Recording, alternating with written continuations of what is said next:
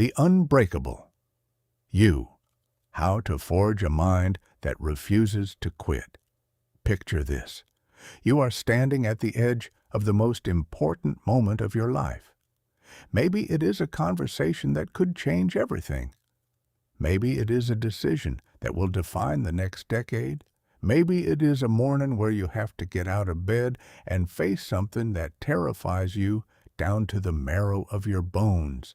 And in that moment, your mind does what it has always done. It folds. It whispers that you are not ready. It floods you with every reason to retreat, to play it safe, to stay small and comfortable and invisible. And you listen. You always listen.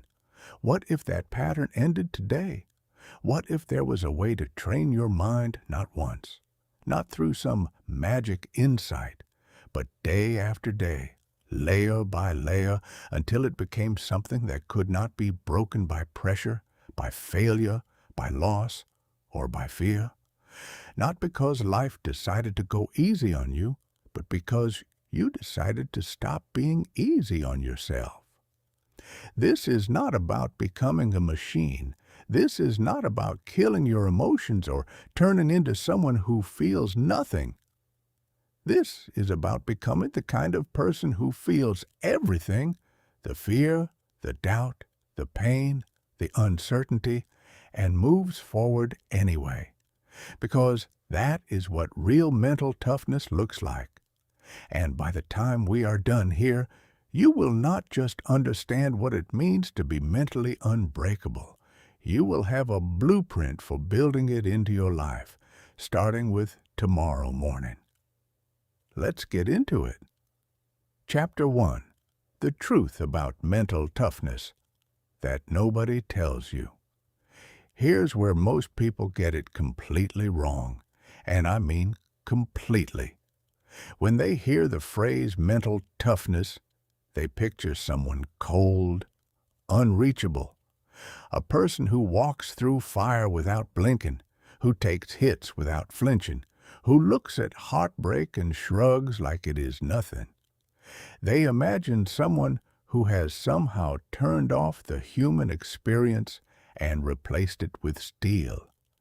And because that is the image they are chasing, they never develop real toughness, because they are running towards something that does not exist.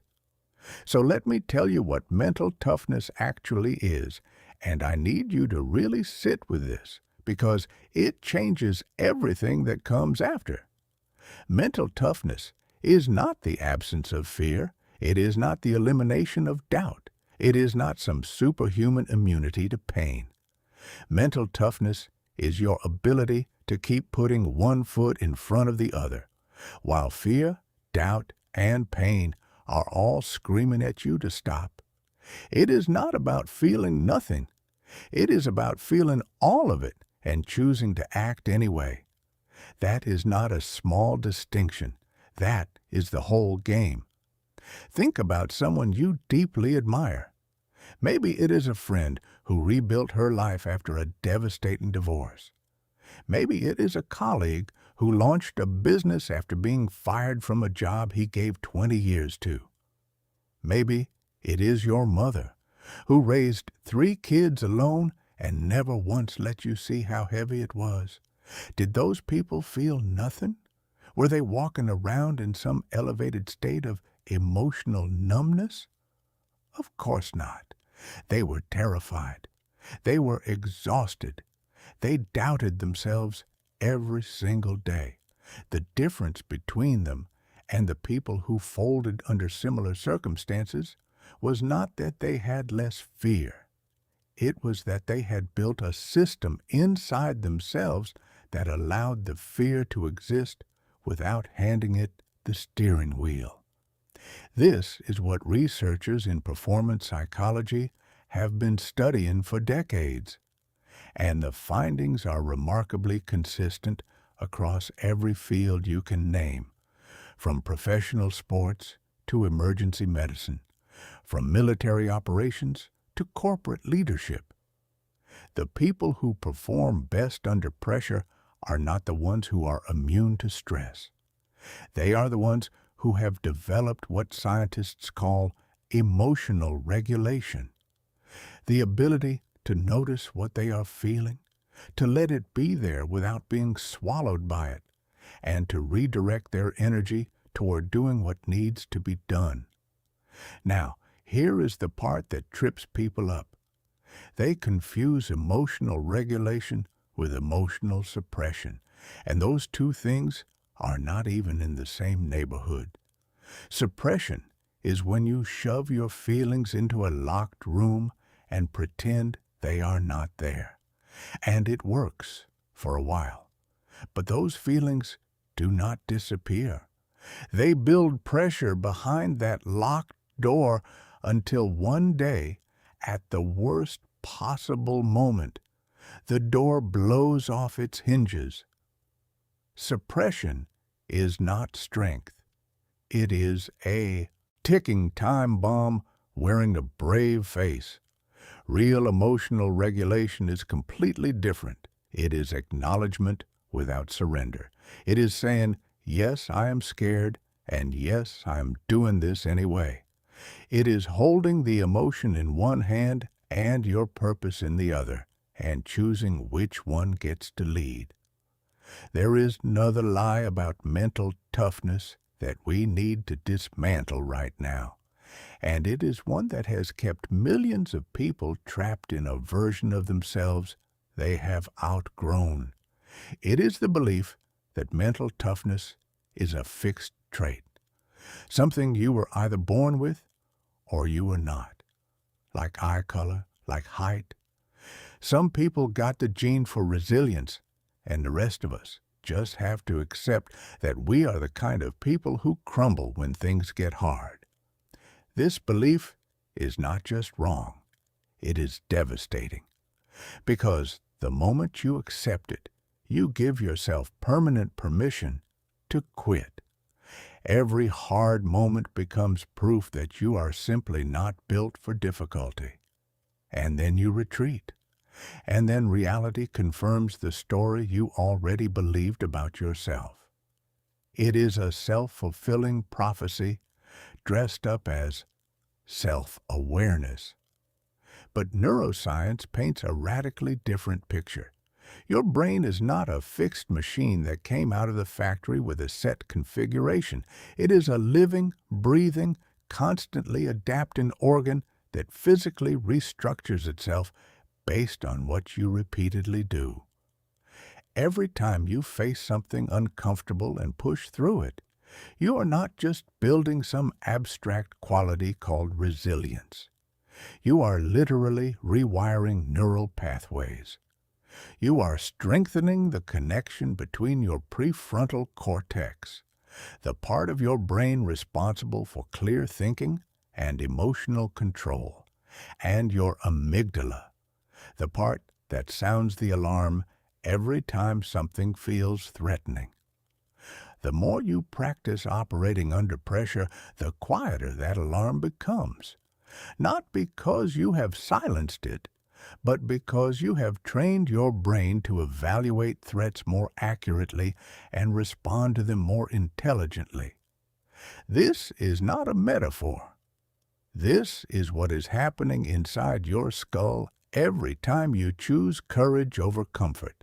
And it means that no matter who you are, no matter how many times you have folded in the past, no matter how deeply you believe that you are not the tough one in the room, you have the biological capacity to become mentally stronger than you are right now.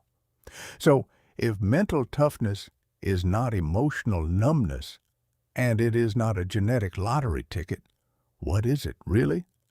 At its core, mental toughness is a collection of practiced habits, trained thought patterns, and deliberate behavioral responses that allow you to show up consistently when life is inconsistent. It is the ability to stay locked in on your goals when the excitement has worn off and the only thing left is the grind. It is the ability to take a loss, sit with the sting, extract every lesson it has to offer, and walk back into the arena with your identity intact. It is the ability to choose delayed gratification over instant comfort, to keep your attention on what matters when everything around you is engineered to distract you, and to endure the kind of discomfort that most people spend their entire lives running from. And here is one more thing you need to understand before we go any further. Mental toughness is not a place you arrive at. There is no summit. There is no moment where you plant a flag and declare yourself permanently unbreakable. The people who seem the toughest are not people who finished some inner transformation and now coast on autopilot. They are people who show up for the work every single day. They have made a daily commitment to their own growth, and they have accepted something that most people resist with every fiber of their being. Growth and comfort do not share the same address. You have to choose one, and you have to keep choosing every day for the rest of your life. That is not a burden. That is the beginning of everything. Chapter 2. Your brain is working against you, and here is how to take it back. I need you to understand something about the 3 pounds of biological hardware sitting between your ears. It was not designed for the life you are living. Not even close. Your brain was shaped by hundreds of thousands of years of evolution in environments where the biggest threats were immediate and physical. Predators, starvation, exposure. The crack of a branch in the dark that might mean death was seconds away. In that world, your brain's primary job was simple: detect danger and react to it before the thing that wanted to eat you had a chance to close the distance. Speed was everything. Accuracy was secondary. The ancestors who paused to thoughtfully evaluate whether the shadow in the tall grass was a lion or just a shadow did not become ancestors for very long. So your brain evolved a threat detection system that is breathtakingly fast, incredibly powerful, and almost completely indiscriminate. It does not think. It reacts. It does not weigh options. It screams. And for the environment it was designed for, it was brilliant. But here's the problem. You are not standing in tall grass hoping a predator does not notice you. You are sitting in a conference room preparing for a presentation. You are opening your email, wondering if the client said yes. You are lying in bed at 3 a.m, replaying a conversation that went sideways. The threats you face are psychological, not physical. Rejection, failure, embarrassment, uncertainty, loss, and your brain is responding to every single one of them with the same emergency programming it developed for physical survival. Your heart rate spikes before a job interview as if a predator just stepped into your path. Your thinking narrows to tunnel vision during a conflict with your partner, as if your life depends on the next 30 seconds. Your body floods with cortisol and adrenaline before you step on stage or hit send on an important message. And suddenly, you cannot think clearly, cannot access your creativity, cannot remember why you thought you were capable of this in the first place.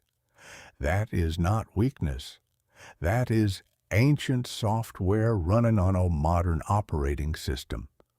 And once you understand that, you can start doing something about it.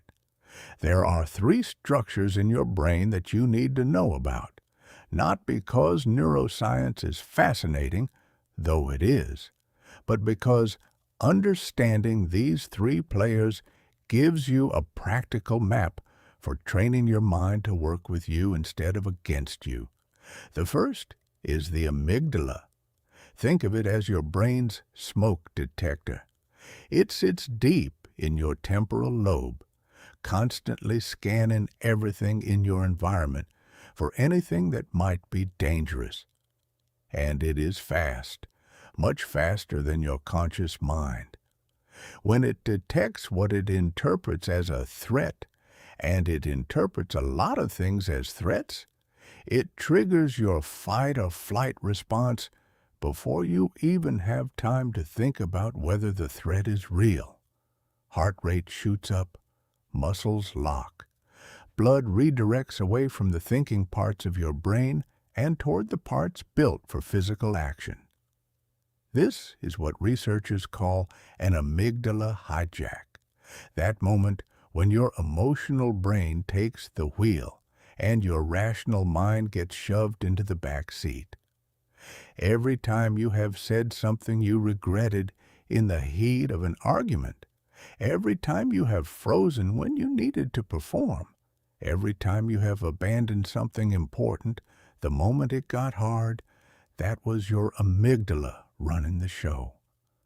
The second structure is your prefrontal cortex, the part of your brain right behind your forehead. If the amygdala is your smoke detector, the prefrontal cortex is your fire chief, the one who shows up, assesses the situation calmly, and makes intelligent decisions about what to actually do. It handles rational thinking, long-term planning, impulse control, emotional regulation, and complex decision-making.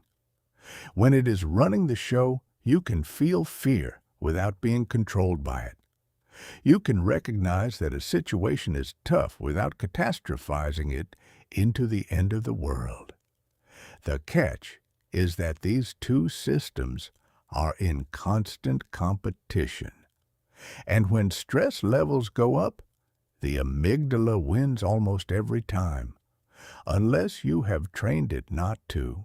The third structure is the anterior cingulate cortex, and this one is the bridge between the other two. It sits between your emotional brain and your rational brain, helping to manage the conflict between what you feel and what you know. Research published in cognitive neuroscience journals has found that people with higher mental resilience show stronger activity and greater structural density in this region. And here is the remarkable part: this structure grows stronger with practice. Every time you face stress, manage it, and move through it instead of running from it, you are physically building this bridge. So what does all of this mean for your daily life? It means that every time you choose to stay engaged with something difficult instead of escaping, you are training your brain. Every uncomfortable conversation you push yourself to have, every workout you finish when your mind is begging you to quit, every moment of uncertainty you sit with instead of numbing away with your phone, all of it is reshaping your brain at the cellular level. All of it is constructing the neurological architecture of an unbreakable mind. And there is a neurochemical layer to this that makes it even more interesting. Dopamine, which most people think of as the pleasure chemical, is more accurately understood as the pursuit chemical. Research from major universities has shown that dopamine is released not primarily when you receive a reward, but when you are chasing one, especially when the chase involves difficulty and uncertainty. Your brain is literally designed to be energized by challenge, not comfort. When you avoid hard things, you are not conserving energy. You are starving your brain of the very fuel it runs on. The temporary relief of avoidance is borrowed against your long-term vitality. The people who seem most alive, most engaged, most present, they have figured this out. Not always consciously, but in their bones. They know that the feeling of being fully switched on comes not from making life easier, but from making themselves capable of handling harder things. Chapter 3. The First Hour. Why Your Morning Decides Everything. If I could only give you one piece of advice from this entire audiobook, it might be this. Win your morning, and you will win your day. Lose it, and you will spend the rest of the day playing catch-up with your own mind. The first hour after you open your eyes is not just another hour. It is the hour that sets the neurological tone for everything that follows. The mental state you inhabit during those early minutes, the thoughts you let in, the actions you take, the signals you send to your nervous system before anyone else has a chance to send their own. That is the foundation your entire day is built on.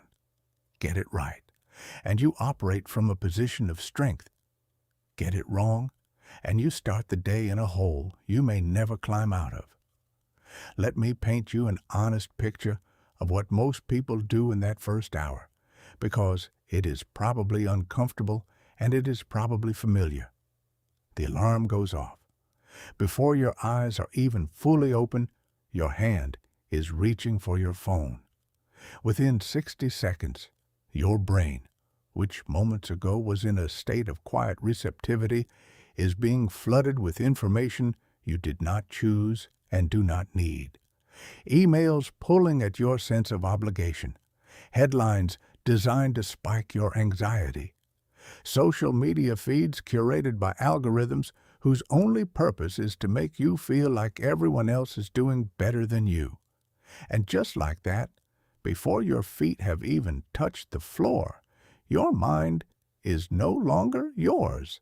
It belongs to someone else's agenda, someone else's urgency, someone else's version of what matters.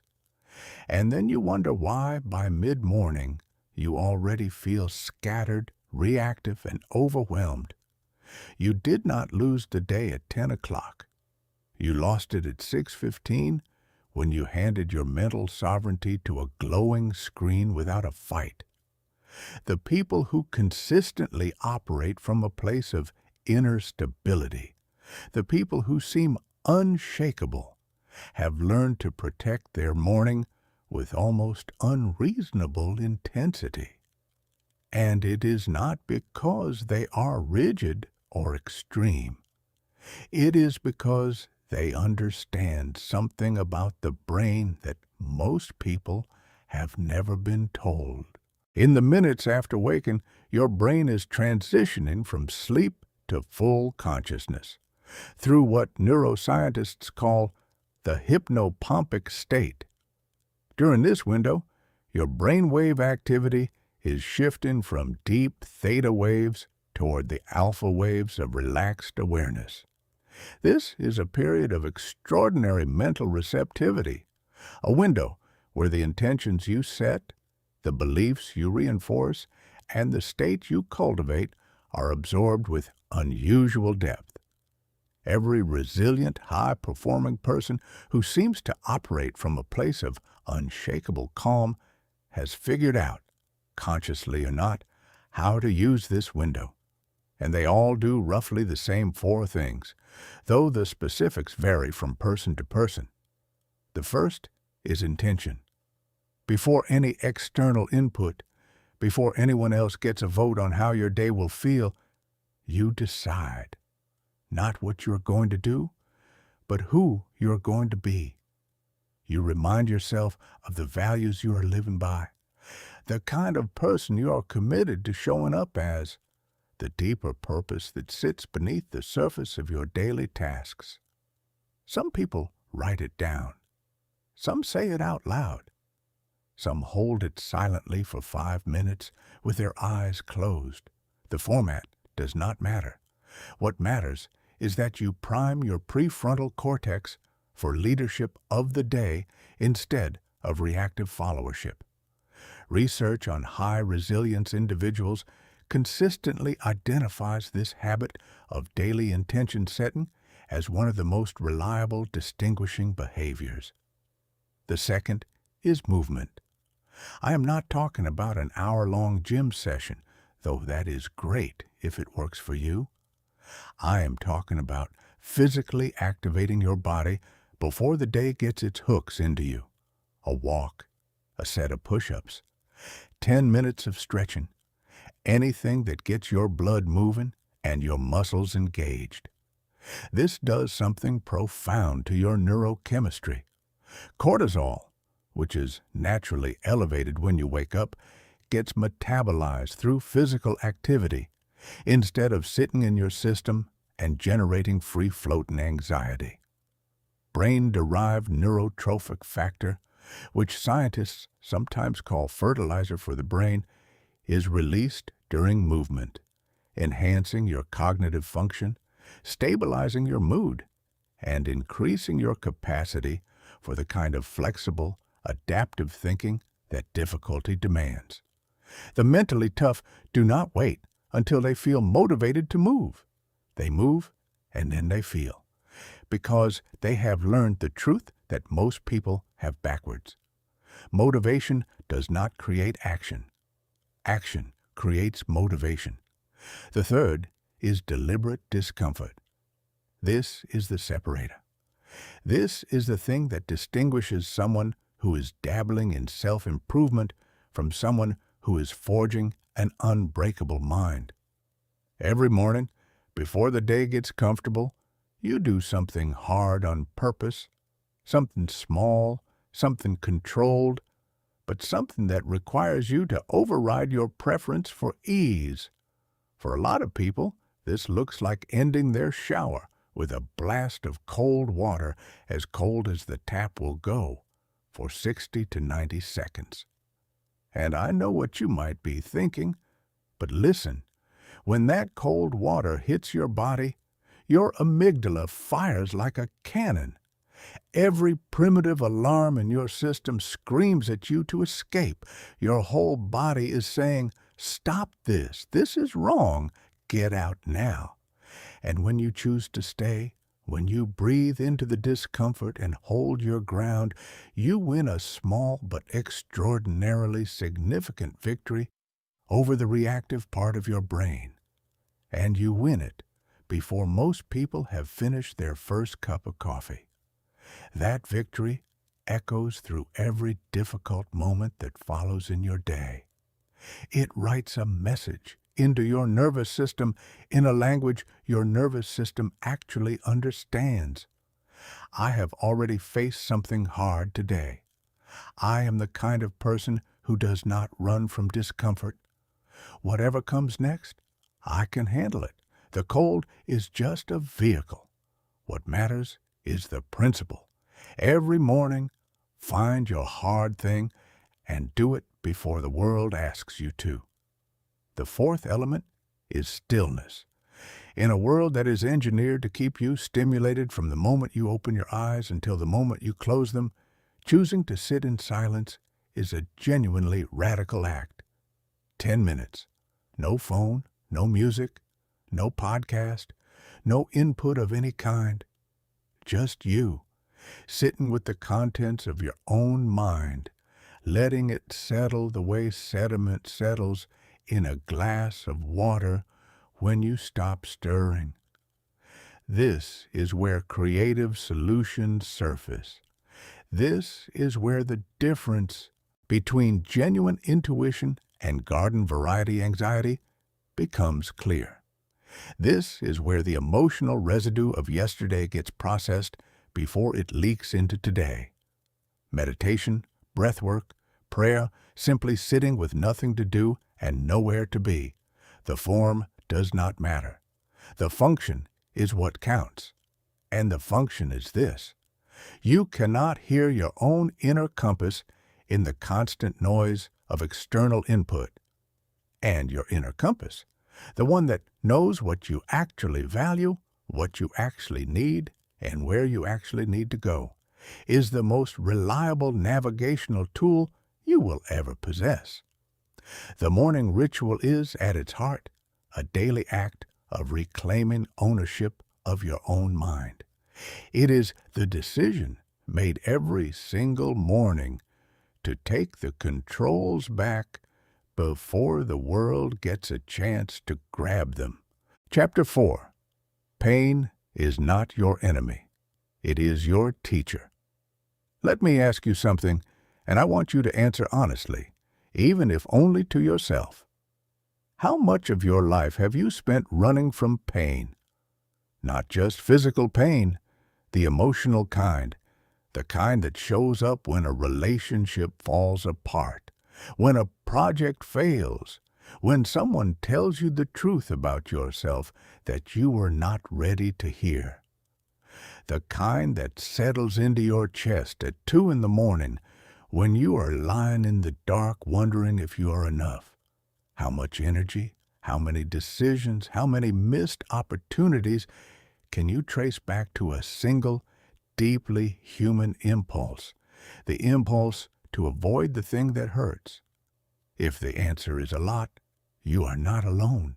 You are part of the overwhelming majority of human beings who have been trained by culture, by instinct, by the entire architecture of modern convenience, to treat pain as an enemy to be defeated, a problem to be solved, a fire to be extinguished as fast as humanly possible. And there is an entire economy built on that training, the entertainment that keeps you perpetually distracted, the substances that smooth the jagged edges of difficult feelings, the apps that deliver instant comfort before you have time to sit with the discomfort of wanting something you do not yet have. All of it exists because human beings will pay almost anything to avoid sitting with what hurts.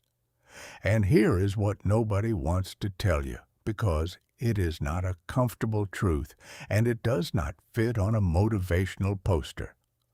The cost of avoiding pain is greater than the cost of feeling it, and the price is not small. The price is your potential, your depth, your freedom, your fully lived life. The people who have built unbreakable minds have a fundamentally different relationship with pain than most people, and it is not that they enjoy it. They do not walk around seeking suffering for its own sake. What they have done is something much more practical and much more powerful. They have stopped treating pain as a verdict and started treating it as data. They have learned to look at discomfort, whether it arrives in the body, in the heart, or in the mind, and ask a question that changes everything. Not why is this happening to me, which is a question that leads nowhere except self-pity and stagnation. But what is this showing me, which is a question that opens doors you did not even know existed. But before you can use pain intelligently, you need to learn the difference between its two forms, because mixing them up is one of the most common and most expensive mistakes people make on the road to mental toughness. The first form is warning pain. This is the kind that is telling you something is genuinely wrong, not wrong in the uncomfortable growth sense, but wrong in the this will cause real damage sense. A knee injury that worsens every time you push through it. A relationship that consistently leaves you feeling smaller, more anxious, and less like yourself. A work situation that is systematically dismantling your health. Warning pain is real. It is valid, and it must be respected. Ignoring it is not toughness. It is recklessness, cosplaying as courage, and it creates wounds that take far longer to heal than the discomfort you are trying to outrun. The second form is expansion pain, and this is where the real work of mental toughness lives. Expansion pain is the discomfort that comes from growing. It is the burn in your muscles when you are pushing them beyond what they have done before. It is the anxiety that floods your stomach when you raise your hand in a room full of people who know more than you do. It is the vulnerability of putting your work into the world before you feel ready. It is the loneliness of choosing a path that the people around you do not understand. It is the frustration of being bad at something new, visibly, awkwardly bad, while you go through the clumsy process of becoming good. Expansion pain does not mean you are breaking. It means you are outgrowing the container you've been living in. And until you learn to recognize it for what it is and walk toward it instead of away from it, you will spend your entire life circling the perimeter of who you are, never stepping across the border into who you could become. The key to turning pain into a tool is reframing. And I do not mean the shallow bumper sticker kind of reframing that tells you to just think positive and pretend the hard stuff is not hard. I mean the deep, practical, evidence-based kind that changes what pain actually means to your nervous system. Psychologist Kelly McGonigal led research that revealed something genuinely stunning about the relationship between stress and its effects on the body. Her findings show that the damage stress causes is not purely a function of the stress itself. It is heavily influenced by what you believe about stress. People who believed stress was harmful experienced measurably worse health outcomes than people who viewed stress as their body preparing to meet a challenge. Same cortisol, same elevated heart rate, same physiological arousal. Completely different results, because the meaning you assign to the experience literally changes how your body processes it. This is not wishful thinking. This is your narrative shaping your biology in real time. The mentally unbreakable have rewritten their internal story about discomfort at the deepest level. When difficulty shows up, whether it is in the gym, in a tough conversation, in the middle of a creative block, in the quiet hours of self-doubt, they do not experience it as an intruder that must be expelled. They experience it as a signal, a familiar one that says, "This is the territory where growth happens. You have been here before. You know what to do." And that familiarity is built through what researchers call progressive exposure, the deliberate, consistent practice of seeking out controlled doses of difficulty and moving through them rather than around them. You start where you are. You find the edge of what stretches you, the thing that is just beyond what feels comfortable but not so far that it breaks you. And you step onto that edge, not recklessly, not dramatically, quietly, consistently, daily. And when you step back, you rest. And when you return, you notice that the edge has moved. What was once the outer limit of your tolerance has become your baseline. What once required everything you had now requires only a fraction. And you step forward again to the new edge, and you do it again.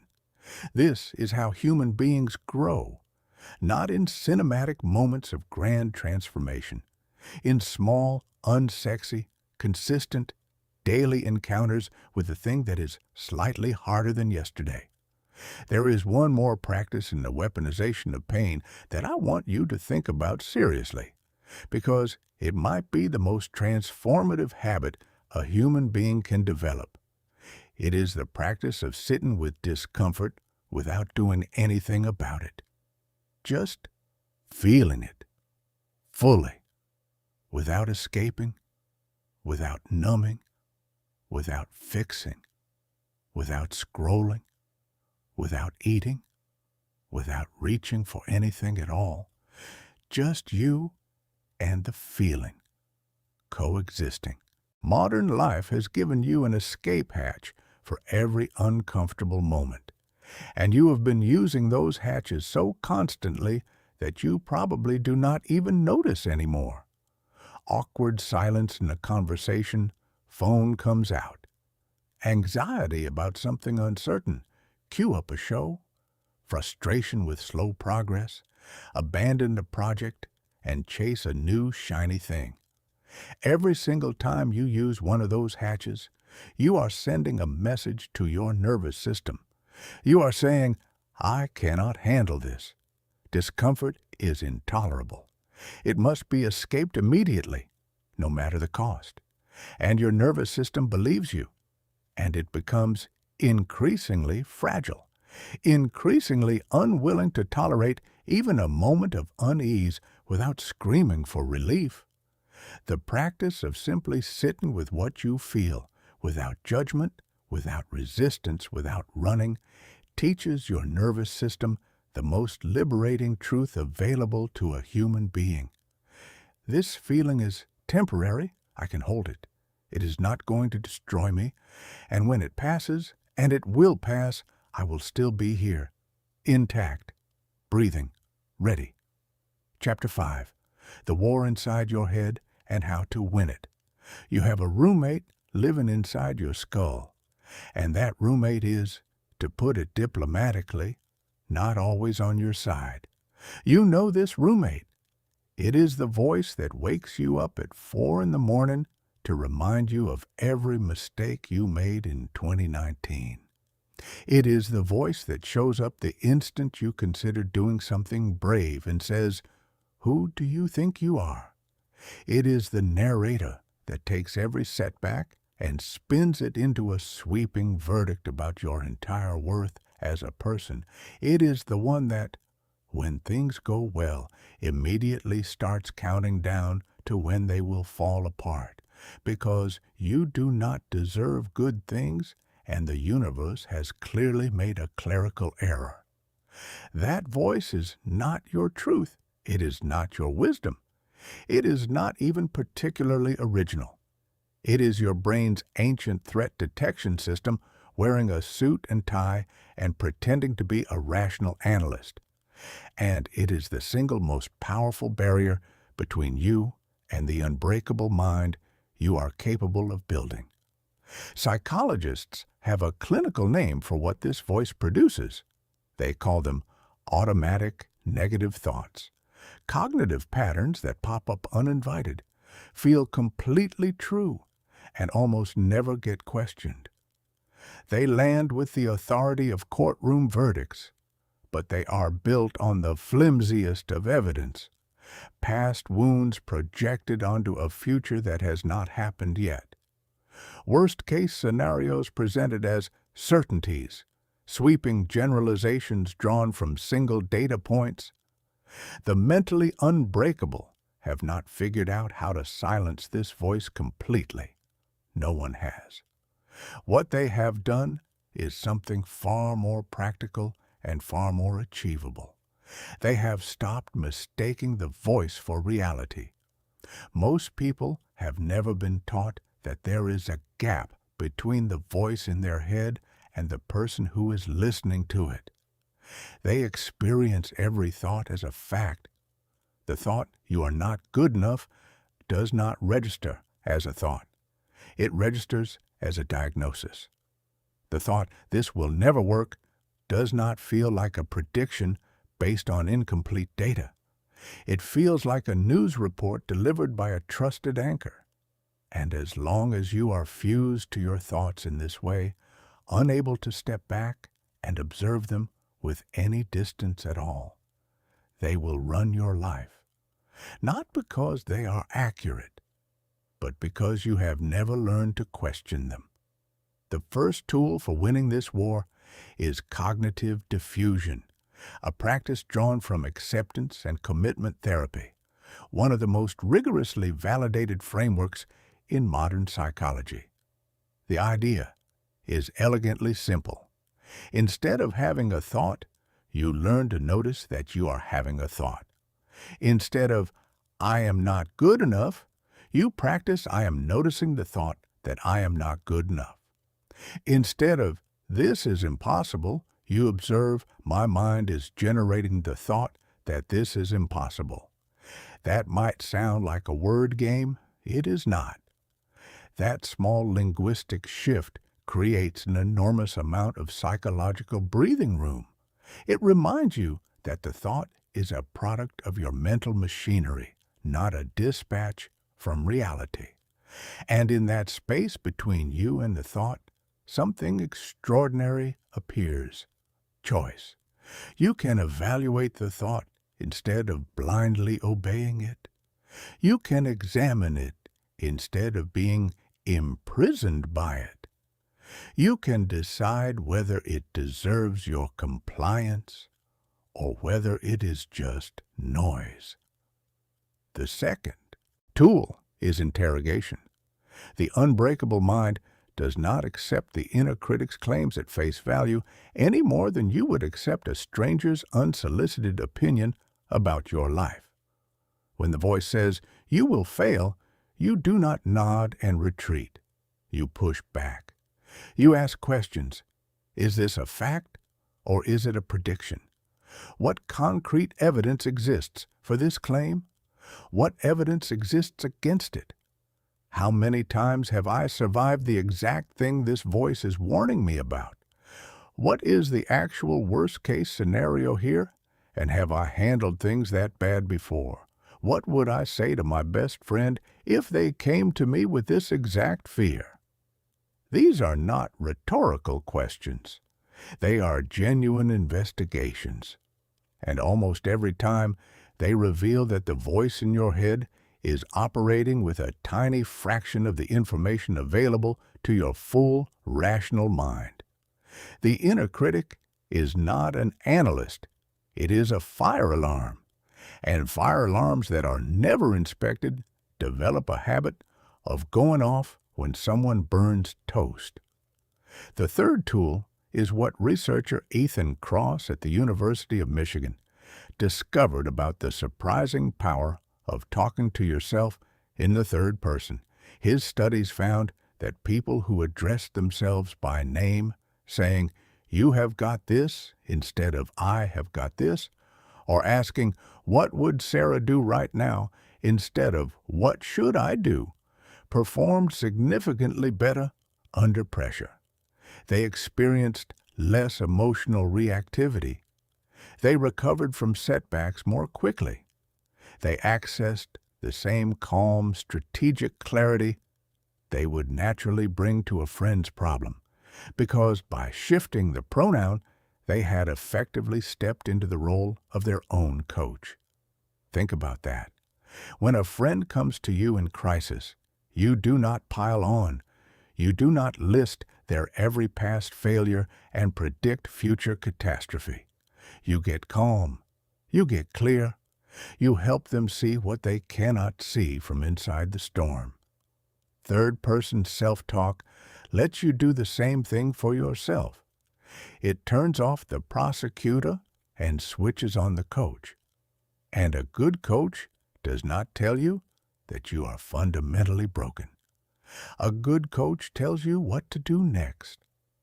There is a deeper layer to the inner critic that deserves honest acknowledgement. A significant portion of that voice is not random noise your brain generated on its own. It is the accumulated residue of every external voice that ever told you who you were and what you were allowed to want. The parent whose criticism landed so deep it became part of your operating system. The teacher who said you were not the smart one. The peers who made it clear that certain ambitions were above your station. The culture that drew boundaries around what people like you are supposed to aspire to. At some point, the external critic moved inside and started paying rent. The good news is that tenants can be evicted, not overnight and not without sustained, honest effort, but completely. Every time you catch that voice and refuse to accept its verdict unchallenged, you are chipping away at its authority. Every time you act in defiance of the fear it manufactures, you are writing new evidence into the record. And over time, through months and years of this daily practice, The voice does not disappear entirely, but it becomes irrelevant. It speaks, and you notice it, and you keep going anyway. That is not the absence of the enemy. That is mastery over it. Chapter 6. When motivation vanishes, this is what carries you. Let me tell you the story that plays out 1,000,000 times a day, in 1,000,000 different lives, in 1,000,000 different versions. Someone gets inspired. Maybe they heard something that moved them. Maybe they hit rock bottom and the impact shook something loose. Maybe they just woke up one morning and felt it. That electric certainty that things were about to change. And so they begin. The gym membership gets signed. The journal gets opened. The business plan gets sketched on a napkin at midnight. The commitment is real. The feeling behind it is genuine. The first few days, the first few weeks, it feels like flying. And then, quietly, without announcement, the feeling leaves. The alarm goes off at 5:30, and the fire that once made early mornings feel like a privilege has been replaced by a thick, heavy reluctance that makes the blanket feel like it weighs 1,000 pounds. The work that felt meaningful last week feels monotonous this week. The goal that once glowed with clarity has faded into something distant and abstract. And because the feeling is gone, most people conclude that the mission is over. They tell themselves they have lost their motivation, as if motivation were a set of keys they misplaced, and the car cannot start without it. So they wait. They wait for the feeling to come back. The waiting becomes inaction. The inaction becomes identity. And the thing that was going to change everything quietly dies, not with a dramatic collapse, but with a slow, silent fade. Here is what the mentally unbreakable understand at a level so deep it has become part of how they breathe. Motivation is weather. It is not electricity. It blows in. It creates certain conditions, and it blows out. It is beautiful when it is here and completely unreliable as a permanent power source. And you would never, ever build your entire capacity to function around whether or not the sun is shining. The people who actually follow through, who show up year after year, who accumulate results that look from the outside like talent or luck or some mysterious advantage, those people are not more motivated than you. They have simply disconnected action from feeling. They have replaced "how do I feel about this" with "what time is it?" And when the answer is the time when the thing gets done, they do the thing. Period. This is discipline, and discipline is the most misunderstood concept in all of personal development.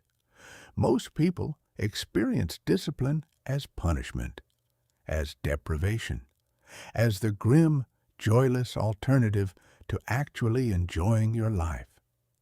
They picture the disciplined person as someone who has white-knuckled their way through existence, grinding through discomfort with clenched fists and a permanently clenched jaw, denying themselves every pleasure in service of some distant payoff that may or may not arrive. That version of discipline is not just unappealing, it is neurologically doomed. Willpower, the raw, conscious force of making yourself do what you do not want to do, operates like a phone battery. Research by psychologist Roy Baumeister demonstrated that it drains with every use throughout the day. Try to run your entire life on willpower, and you will make it until about 2 in the afternoon before the system crashes. Every single time. Sustainable discipline, the kind that actually transforms your life over months and years, is built on something entirely different. It is built on 3 forces that work largely below the surface of conscious effort, which means they do not drain the battery the way raw willpower does.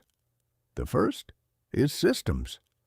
Every consistent behavior you have, good or bad, is supported by a system, a set of triggers, environments, and sequences that your brain has learned to associate with that behavior. The problem is that most people's systems were not designed on purpose.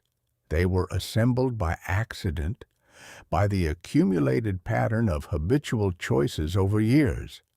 And many of those accidental systems are working directly against the person you are trying to become.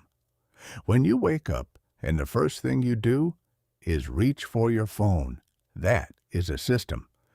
When stress hits and you automatically reach for food or a drink or entertainment, that is a system. When you sit down to focus and within 3 minutes you have opened a social media tab without any conscious decision to do so, that is a system. What the masters of discipline have done is redesigned their systems so that the path of least resistance, the thing that happens when willpower is low and decision-making is compromised, is the path that serves their goals. They put the workout clothes next to the bed. They remove the apps that steal time without returning value. They arrange their environment so that the right choice is the easiest choice. This is not weakness. This is intelligence applied to the architecture of daily behavior. The second force is identity. Researcher James Clear, building on decades of behavioral psychology, has made a case that should change the way you think about change itself. The most durable form of behavior change is not outcome-based. It is identity-based. When you frame your goal as I want to run a marathon, every training day that does not feel like progress becomes a failure. But when you frame it as I am a runner, every training session, however modest, is an expression of who you already are. That shift changes the game entirely, because identity is not just a thought, it is a filter your brain uses to evaluate every decision. Act against a deeply held identity, and the brain generates dissonance, an uncomfortable internal friction that motivates you to realign. The identity becomes the discipline. No willpower necessary. The third force is environment design. This is the most underestimated lever in the entire discipline toolkit. Human behavior is shaped by the immediate environment to a degree that most people find almost embarrassing when they really examine it. Behavioral economics research has shown repeatedly that the choices people make about food, exercise, work, and leisure are more powerfully influenced by what is available, visible, and convenient than by their conscious intentions. Change the environment, and you change the behavior almost without trying. The mentally unbreakable apply this principle with surgical precision. They remove what pulls them away from their commitments. They install what pulls them toward those commitments. They choose their social circle with the understanding that the people around you do not just influence your thinking. They establish the behavioral baseline your brain uses to calibrate what is normal, what is achievable, and what is acceptable. If you want to become mentally unbreakable, one of the most powerful moves you can make is to put yourself in an environment where the standard of discipline you are trying to develop is not the exception. It is the floor. When you combine intentional systems with identity-level self-concept and a deliberately designed environment, something shifts. The right behavior stops requiring a fight, not because it has become easy, but because you have removed the friction from the right path and added friction to the wrong one. The disciplined are not grinding harder than you. They are engineering smarter than you. And that is a learnable skill. Chapter 7. The Art of Falling and Getting Back Up Faster Than Everyone Else. Let me tell you something you already know but probably have not made peace with yet. You are going to fail. You have already failed. And if you are doing anything with your life that involves reaching beyond what is comfortable and guaranteed, you're going to fail again. Probably soon. Probably more than once. Probably in ways that sting more than you expect. This is not a pessimistic statement. This is the most honest, most useful, and most freeing thing anyone can say about the relationship between ambition and reality. Because once you stop being surprised by failure, once you stop treating it as evidence that something has gone catastrophically wrong with you or with the universe, you can start doing the only thing that actually matters. You can start using it. Every person who has ever built something that mattered has a failure resume that would make most people's stomachs turn. The entrepreneur who created the company everyone admires, she buried 2 businesses before that one. The musician whose album changed your life, he spent years playing to rooms with more empty chairs than occupied ones. The leader everyone respects, she made decisions early in her career that cost people their jobs and kept her awake at night for months. The failure was not the detour on the way to their success. In almost every case, it was the road itself. What separates the people who use failure as rocket fuel from the people who are flattened by it is not the nature of the failure. The same event, a business closing, a relationship ending, a performance going sideways, can destroy one person and forge another. The difference is not what happens.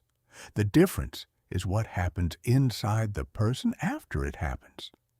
And that internal process comes down to 3 things the mentally unbreakable have learned to control with precision. The first is the story. Human beings do not experience events. We experience stories about events. The raw facts of what happened are always filtered through a narrative, and that narrative determines the emotional and behavioral fallout far more than the event itself. When failure arrives, your brain does not wait for instructions. It immediately starts writing the story. And if you are not consciously, deliberately authoring that story yourself, your brain's default narrative engine will write it for you. And its default story about failure is almost always a horror movie. The default story says this failure is permanent, not a setback, but a sentence. It says this failure is pervasive, not contained to one area of your life, but bleeding into everything, proof that you are fundamentally flawed in some irreversible way. And it says this failure is personal, not the result of a bad strategy or bad timing or incomplete information, but the result of who you are at your core. Psychologist Martin Seligman identified these 3 dimensions, permanence, pervasiveness, and personalization, as the architecture of what he called learned helplessness, the psychological pattern that turns a temporary defeat into a permanent identity. A single stumble into a life sentence.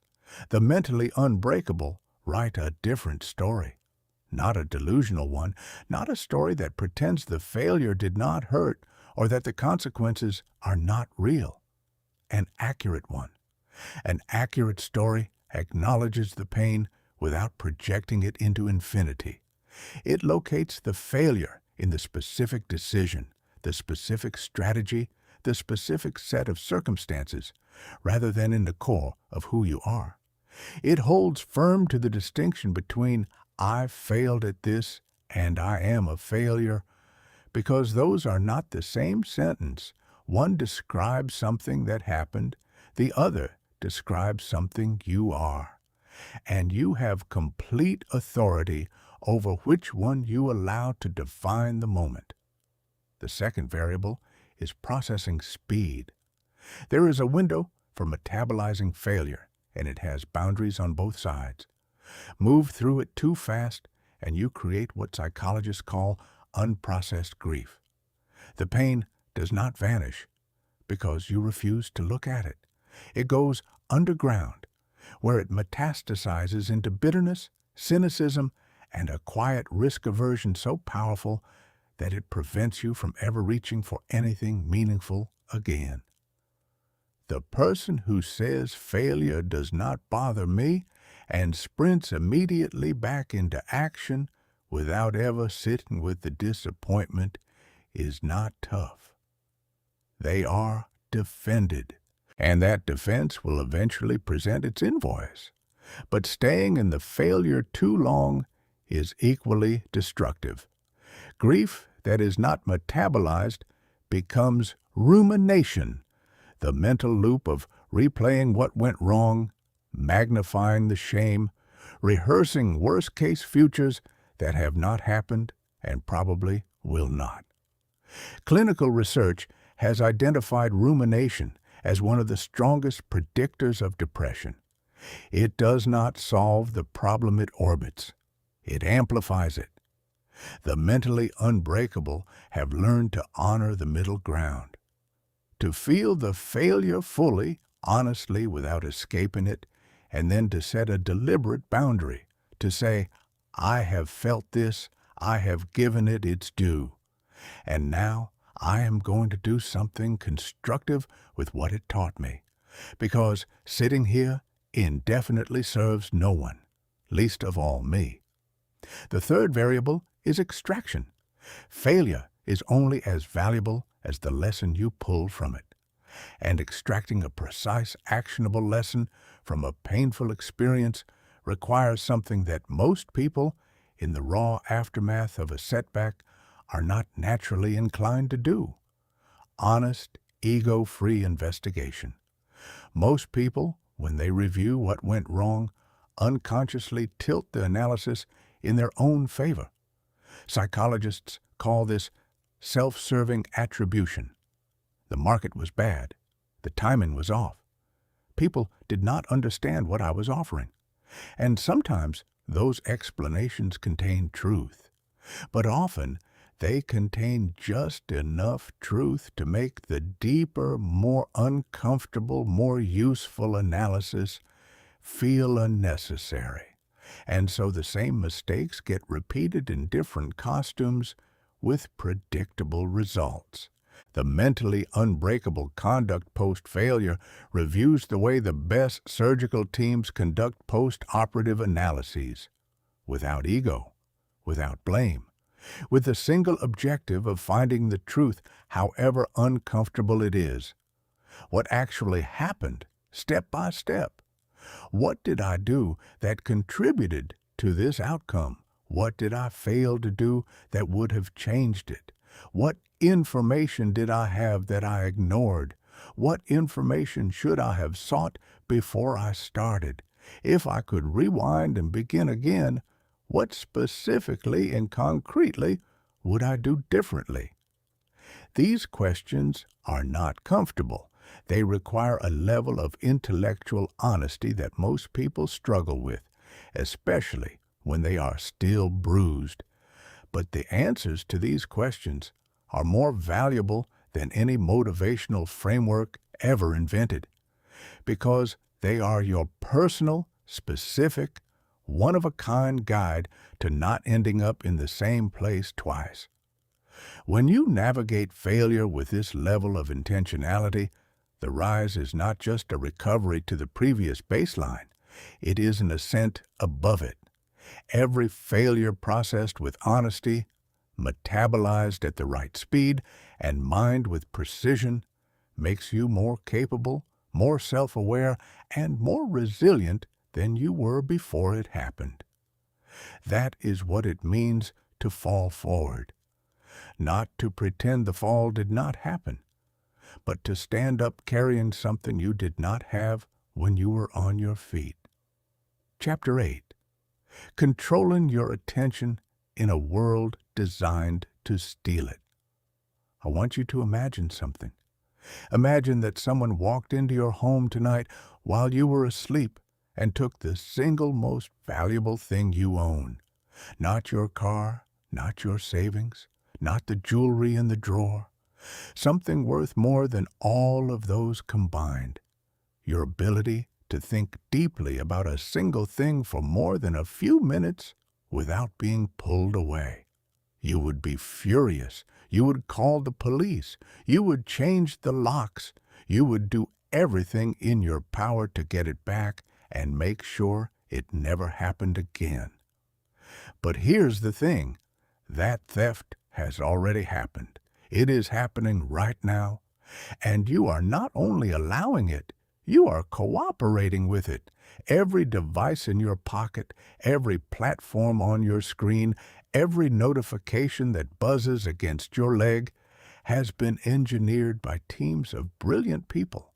People with advanced degrees in human psychology, neuroscience, and persuasive technology design, whose explicit professional objective is to capture your attention and hold it hostage for as long as possible. They are not guessing at how to do this. They are using the most sophisticated understanding of human behavior ever assembled, and they are deploying it against you every waking hour of every single day. The average person now touches their phone well over 80 times a day. Studies on knowledge workers show that after a meaningful interruption, it takes roughly 23 minutes to return to the same depth of cognitive engagement that existed before the interruption. Think about what that means. If you are interrupted just 4 times in a morning, you may never reach genuine cognitive depth at all. You spend the entire morning in the shallows, surfing the surface of your own thinking, never diving deep enough to produce anything of real value. And this is not just a productivity issue. It is a mental toughness issue. A mind that has never learned to hold a single thought under sustained pressure is a mind that will collapse the moment that thought gets difficult. Focus is not a switch you flip when the moment demands it. It is a trained capacity. You either have it because you have been building it, or you do not have it because you have been letting it erode. There is no middle ground. You cannot spend months training your brain for distraction, for shallow engagement, for the constant dopamine micro-hits of scrolling and swiping and refreshing, and then expect that brain to suddenly deliver deep, sustained, unbreakable concentration when the pressure is real and the stakes are high. The mind you bring to the critical moment is the mind you have been building in all the ordinary moments that came before it. And if those ordinary moments have been spent in the shallow end, you will discover exactly when you can least afford to, that you no longer know how to swim in deep water. The neurological basis of this is a battle between two systems in your brain. The default mode network is what activates when you are not deliberately directing your attention. It is the system of daydreaming, mind-wandering, and endless self-referential loops. The task-positive network is the opposing system, the one that comes online when you are engaged in focused, goal-directed work.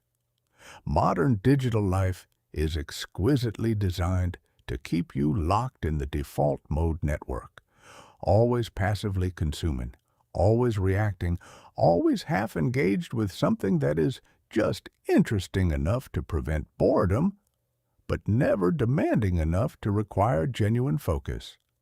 The mentally unbreakable have learned to deliberately activate the task-positive network through what cognitive scientists call intentional attention training.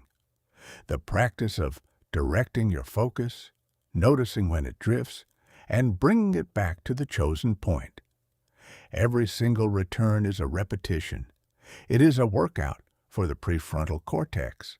And like any workout, the more consistently you do it, the stronger the muscle becomes. The most powerful tool for building this capacity is also the simplest and cheapest one available: meditation. And I am not talking about anything mystical or spiritual unless that is meaningful to you, in which case, beautiful. I am talking about the purely functional practice of training your brain's attentional system the way you would train any other part of your body. The basic practice is almost absurdly simple. You sit down. You close your eyes. You direct your attention to the sensation of your breath, the air coming in through the nose, the rise and fall of your chest. Your mind wanders. It will wander almost immediately, probably to something completely irrelevant. You notice that it has wandered, and you bring it back, without judgment, without frustration, without commentary, just a gentle return to the breath. That is the entire practice. And the training does not happen when the mind is still. It happens in the moment of return.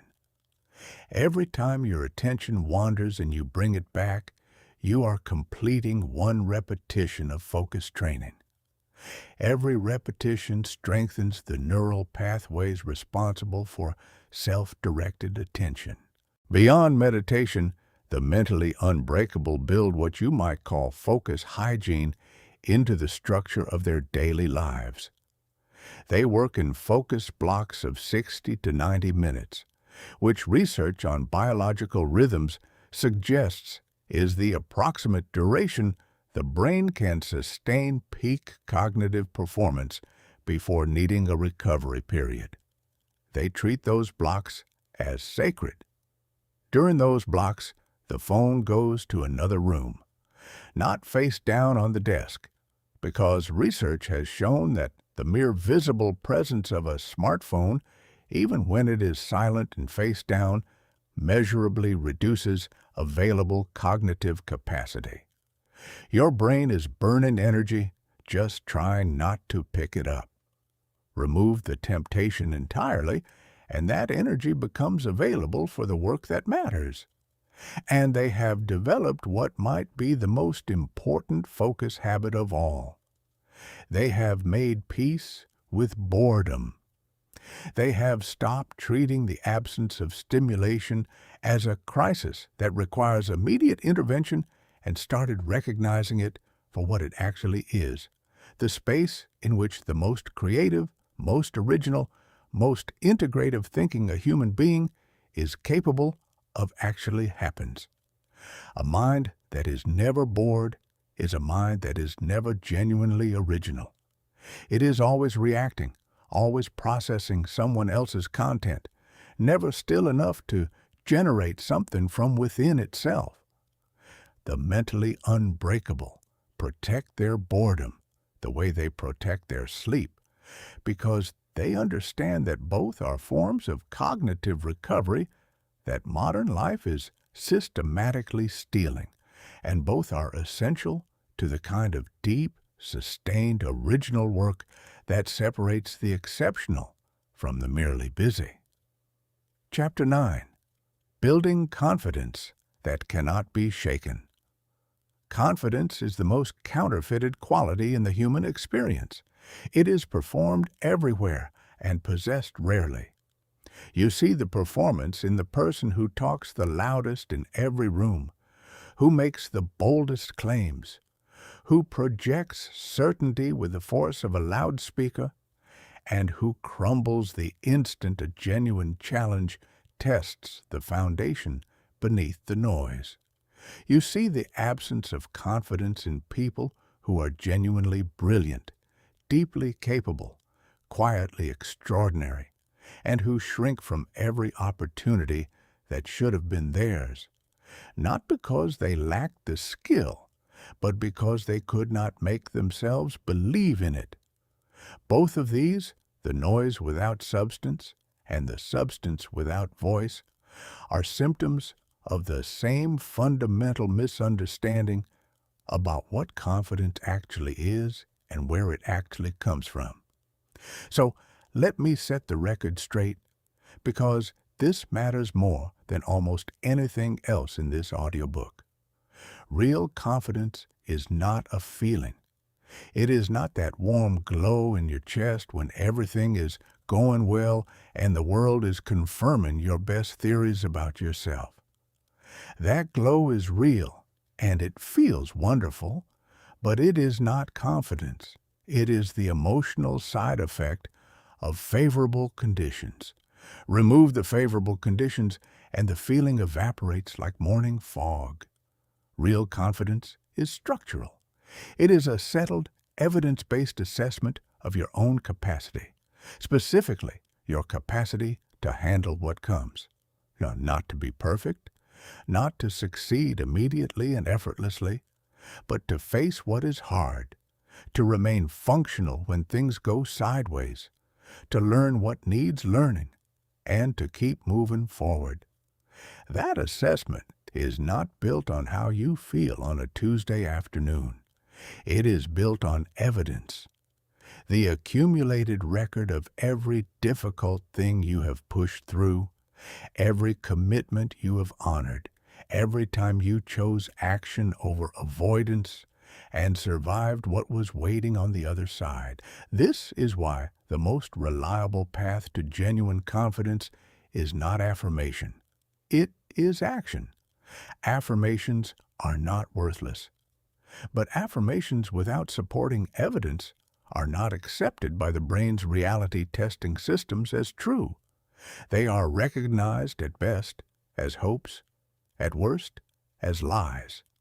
And the brain responds to unsupported affirmations with a quiet but devastatingly effective counterargument, an internal voice that notes, with uncomfortable precision, all the ways the claim does not match the record.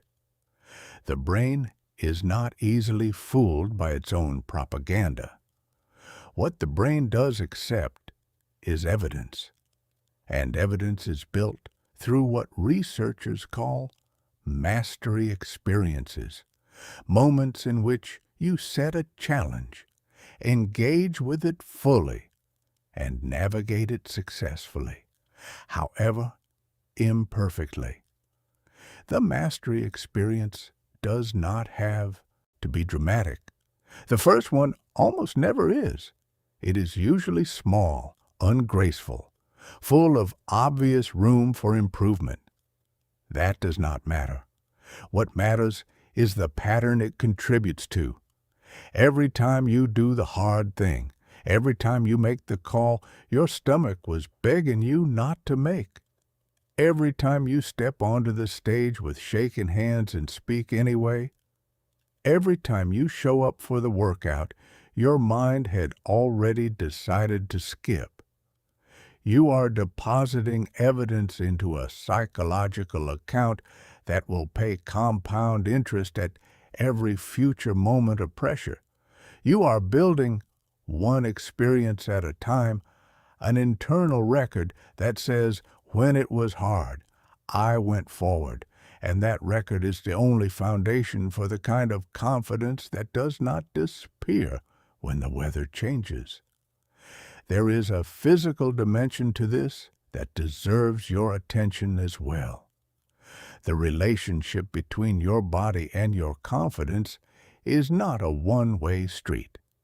Research into the bidirectional relationship between physiology and psychological state has shown that the way you hold your body influences your hormonal expression, specifically the ratio of certain hormones that affect risk tolerance, stress reactivity, and cognitive performance under pressure. When you inhabit a posture of openness, spine tall, shoulders rolled back, breath deep and slow from the abdomen rather than tight and shallow from the chest, you are not performing confidence.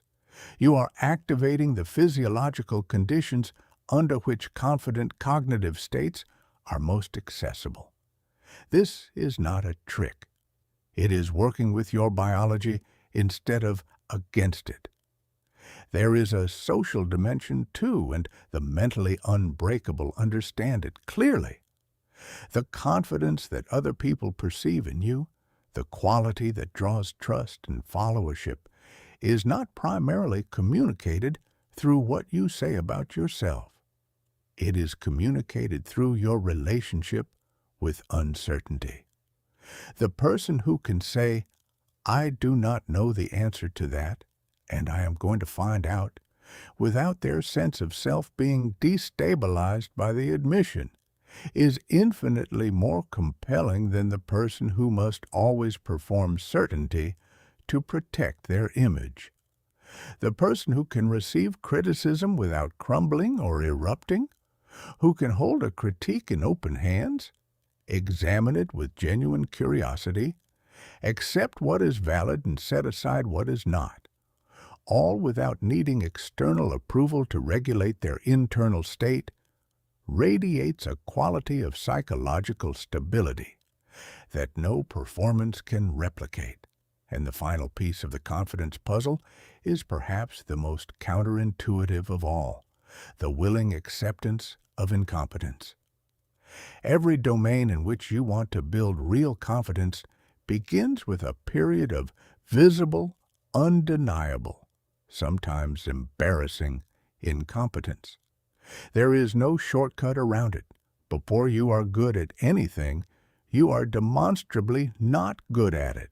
And the willingness to be publicly, uncomfortably, obviously not good at something, for as long as it takes to become good at it, to sit in the beginner's seat with curiosity instead of shame, with commitment instead of defensiveness, is the single most reliable predictor of how deep your mastery and your confidence will eventually run. The unbreakable do not protect their confidence by avoiding situations where they might look foolish. They build their confidence by walking into those situations with their eyes open, persisting through the discomfort of early inadequacy, and watching themselves improve. That improvement is the confidence, not the absence of struggle, the presence of growth. Chapter 10. Performing under pressure. When everything is on the line. There are two versions of you, and if you have ever been in a high-stakes situation, you have already met both of them. The first version is the one who shows up during rehearsal, during practice, during the low-stakes Tuesday afternoon when nothing is really on the line and the consequences of getting it wrong are minimal. That version of you is sharp, articulate, capable, calm. You know what to say. You know what to do. Your hands are steady, your thoughts are clear, and everything flows the way it is supposed to. The second version is the one who shows up when it actually counts. The job interview, the pitch meeting, the conversation that could save or end a relationship, the moment when the spotlight is on and the margin for error has narrowed to almost nothing. And that version of you, for reasons you have never fully understood, often looks nothing like the first one. The words that came so easily in rehearsal get tangled in your throat. The clarity that seemed effortless yesterday is buried under a fog of anxiety. Your body feels like it belongs to someone else, someone tighter, smaller, less capable than the person you know yourself to be. That gap between who you are in practice and who you become under pressure is not a character flaw. It is not evidence that you are weak or unprepared or fundamentally incapable of performing when it matters. It is a neurological event that has a specific cause and, more importantly, a specific set of solutions. Here is what is happening inside your brain when pressure arrives. Your threat detection system, the same ancient alarm network we talked about earlier, reads the high-stakes situation as danger. Not physical danger, but danger nonetheless.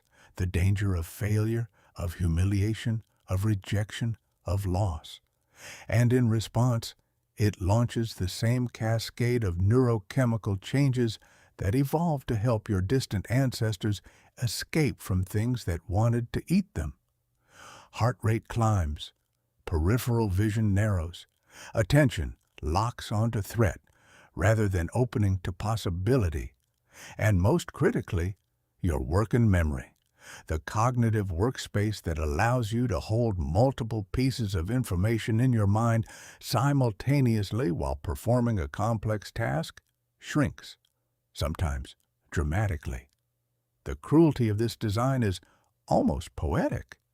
The exact moment when you most need your full mental resources is the exact moment when your brain's survival system most aggressively withdraws them. But understanding this is not meant to discourage you. It is meant to liberate you from the additional layer of pressure that comes from believing something has gone wrong when you feel nervous before a big moment. The butterflies in your stomach are not a malfunction. They are not proof that you are not ready. They are your body doing precisely what it was built to do in the presence of perceived threat. The question is never, how do I eliminate the nerves? You cannot.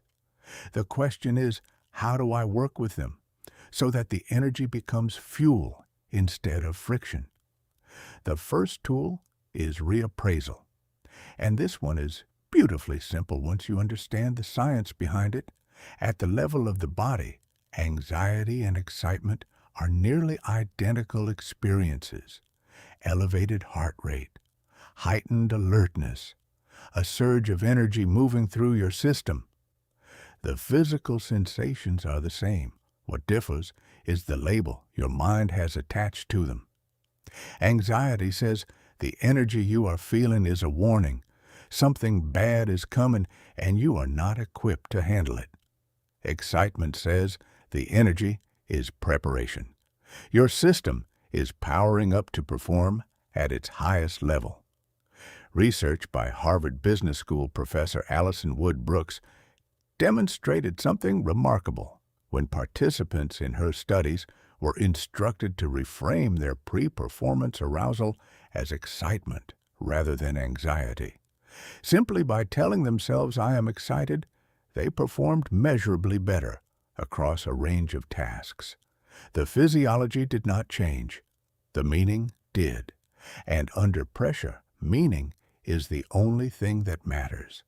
Try it. The next time you feel that familiar tightening before a moment that counts, instead of telling yourself, "calm down," which your nervous system will immediately recognize as a lie and reject, try telling yourself, "I am ready. My body is preparing me. This energy is here to help." You are not suppressing the arousal, you are redirecting it. And the difference in your performance may surprise you. The second tool is process focus. This is one of the most consistent findings in all of performance psychology. People choke under pressure when their attention shifts from the process to the outcome, from what they are doing to what is at stake. The golfer who has executed the same swing 10,000 times misses the shot in competition because instead of feeling the grip and sensing the alignment, she is thinking about the leaderboard, the crowd, what a miss would mean. The mental bandwidth consumed by outcome thinking is bandwidth directly stolen from the process that produces the outcome. The mentally unbreakable develop what performance psychologists call a cue system, a set of simple, process-oriented words or physical actions they return to the moment their attention begins drifting toward stakes and consequences. Not the score, not the audience, not what happens if this goes wrong, just the next action, the immediate step, the thing that is actually within their control right now. Grip, breathe, first word, next step, this moment, this action, nothing else. It sounds almost too simple to matter. But when you are standing in the fire of a high-pressure moment, simple is exactly what you need. Complex strategies collapse under stress. Simple anchors hold. The third tool is pre-performance routine.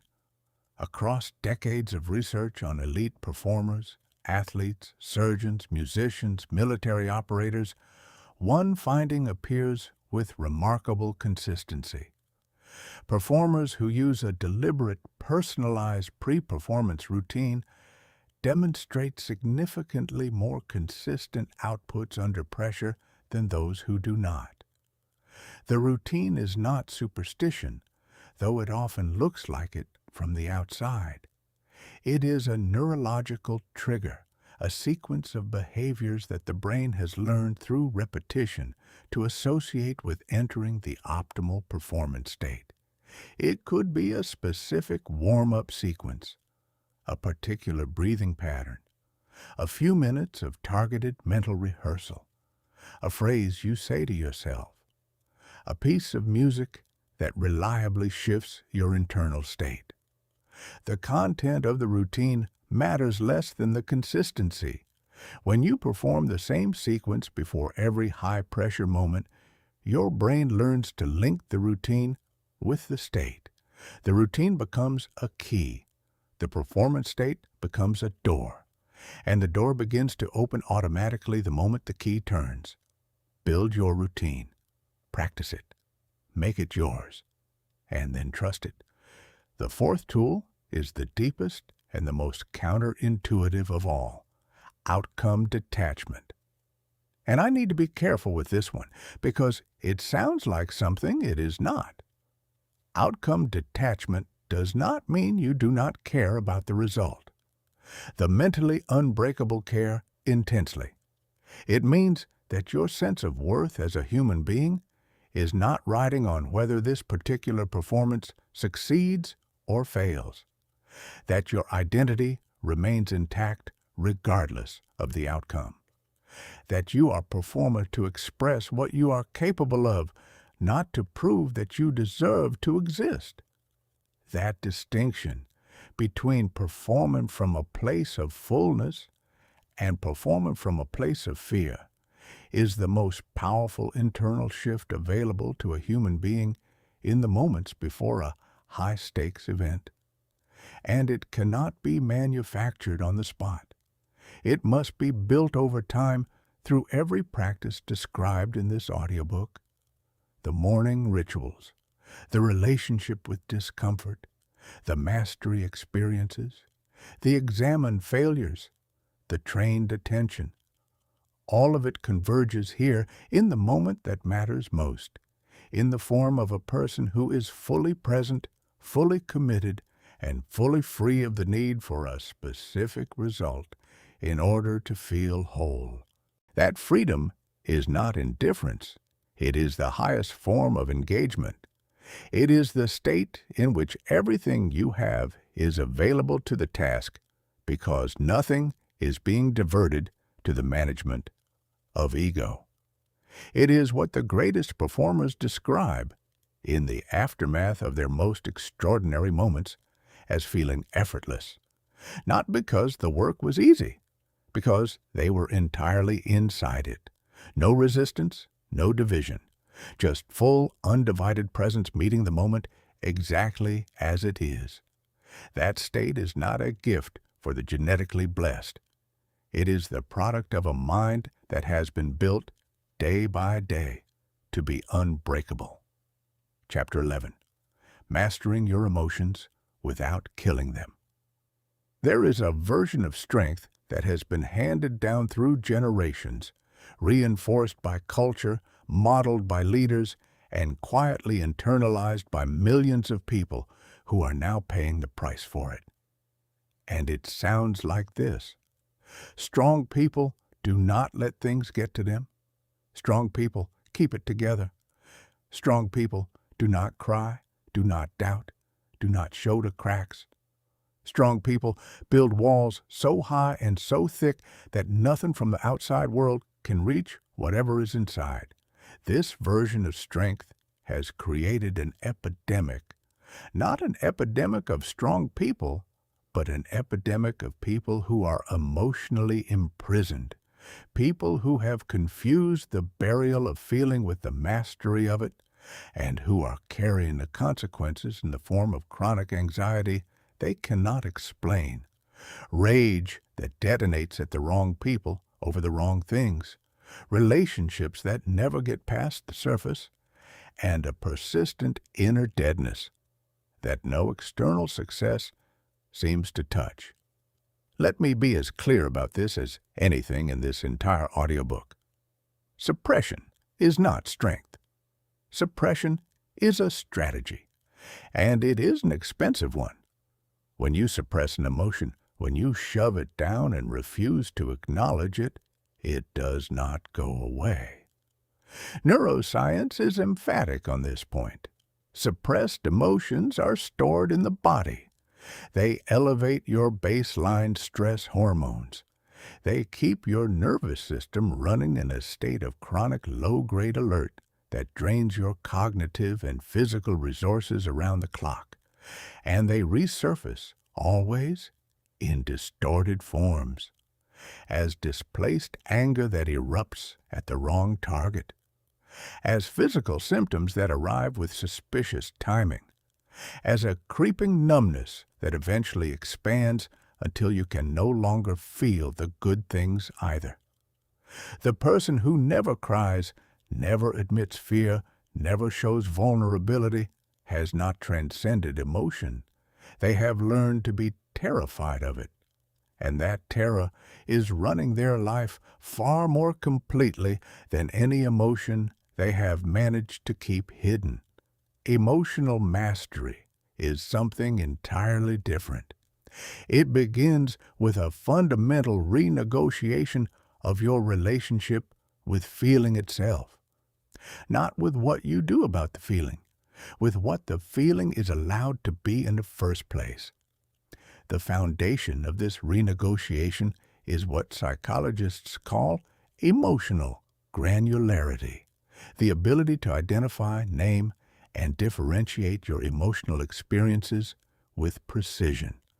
Research by Lisa Feldman Barrett has shown that people who can distinguish between disappointment and grief, between frustration and shame, between anxiety and excitement, demonstrate measurably better emotional regulation than people who experience all negative states as one undifferentiated mass of feeling bad. This finding is not trivial. It means that the ability to name what you feel accurately is not a soft skill or a journaling exercise. It is a neurological intervention. When you name an emotion with precision, you activate your prefrontal cortex. You reduce the reactivity of your amygdala. You create the space between what happened and what you do about it, the space that Viktor Frankl described as the seat of human freedom. You go from being the emotion to having the emotion. And that shift, from being to having, is the entire landscape of emotional mastery. The second practice is locating emotion in the body. Emotions are not just mental events. They are physical ones, with specific locations, textures, temperatures, and intensities. Anxiety often lives in the chest as a tightness, in the throat as a constriction, in the stomach as a hollow churning. Grief has physical weight that settles behind the sternum and across the shoulders. Anger generates heat in the face and the hands. When you learn to find emotion in the body, to observe its physical qualities with curiosity instead of fear, something shifts. The feeling that seemed formless and overwhelming when it was unnamed and unlocated becomes manageable. It has edges, it has boundaries, and things with edges and boundaries can be held. The mentally unbreakable have learned to hold their emotions rather than be held by them. That single distinction is the entire distance between emotional imprisonment and emotional freedom. The third practice is breath work. Of every lever available to you for influencing your neurological state in real time, the breath is the most immediate, the most powerful, and the most universally accessible. The autonomic nervous system, which governs the stress response, operates almost entirely outside conscious control, with one critical exception: the breath. It is the only autonomic function you can deliberately regulate. And because the breath and the nervous system are in a constant bidirectional conversation, when you change one, you change the other. When you slow your exhale, making it roughly twice as long as your inhale, you activate the parasympathetic branch of the nervous system, the system responsible for calm, recovery, and restoration. Heart rate variability increases. Cortisol levels drop. The prefrontal cortex regains authority over the amygdala. The internal state shifts, not because the external circumstances changed, but because you changed the signal your nervous system was receiving about whether it was safe to stand down. This takes less than 90 seconds to produce measurable physiological change. It costs nothing. It requires no equipment. It is available to you at any moment, in any context, under any conditions. The mentally unbreakable use it constantly, not just in moments of acute crisis, but as a daily calibration practice that keeps the nervous system tuned toward regulation rather than reactivity. The fourth practice is emotional honesty in your relationships. One of the most corrosive myths in the culture of toughness is that vulnerability is a liability, a crack in the armor that invites exploitation. The research says the opposite. The willingness to say I am struggling, or I do not have this figured out, or I need help, is not a weakness in human connection. It is the mechanism of connection itself. People do not trust those who never show their humanity. They sense the performance and respond with wariness. The person who is willing to be real, to show up without the armor, to let themselves be seen as they actually are, is the person who earns genuine trust. And genuine trust is the currency that buys genuine support when difficulty arrives. The fifth practice is regular, deliberate processing of accumulated emotional weight. Just as physical training requires recovery, emotional functioning requires regular periods in which the daily accumulation of stress, frustration, ambient worry, and unfinished emotional business is processed and released rather than compressed and stored. This is what deep sleep does. This is what genuine play does. This is what meaningful conversation does when you allow it to go somewhere honest instead of staying permanently at the surface. And this is what reflection, journaling, therapy, or honest conversation with trusted people does when approached with consistency and intention. The mentally unbreakable do not wait until they are drowning to tend to their emotional world.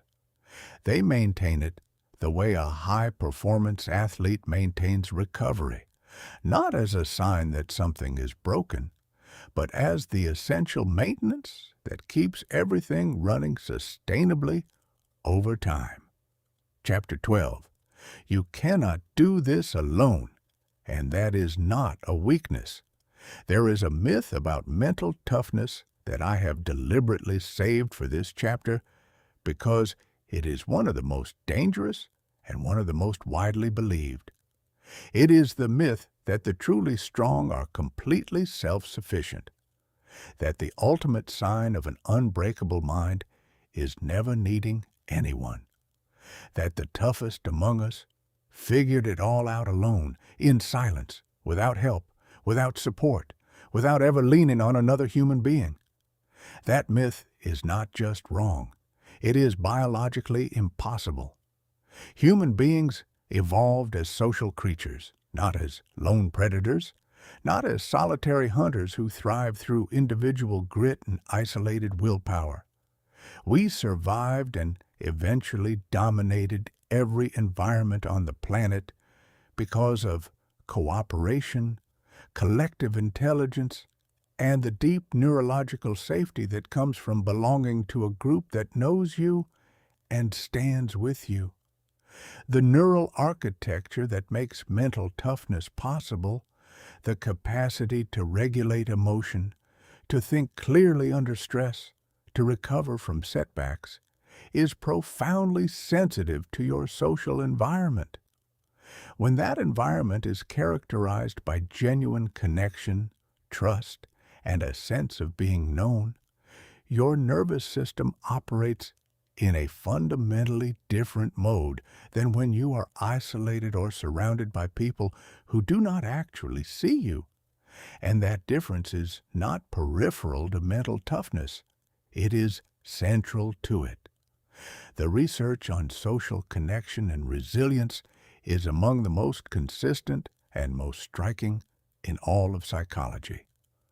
Studies tracking people through serious adversity, loss, illness, financial collapse, combat, natural disaster have repeatedly found that the single most powerful predictor of recovery is not individual personality, not intelligence, not prior experience with hardship, but the quality of the person's social support. People embedded in networks of genuine care recover at rates that dramatically exceed those of equally capable people facing the same adversity alone. This is not because supported people have an easier time of it. It is because the presence of genuine connection does something to the nervous system that nothing else can replicate. It triggers the release of oxytocin, which directly counteracts the physiological effects of cortisol.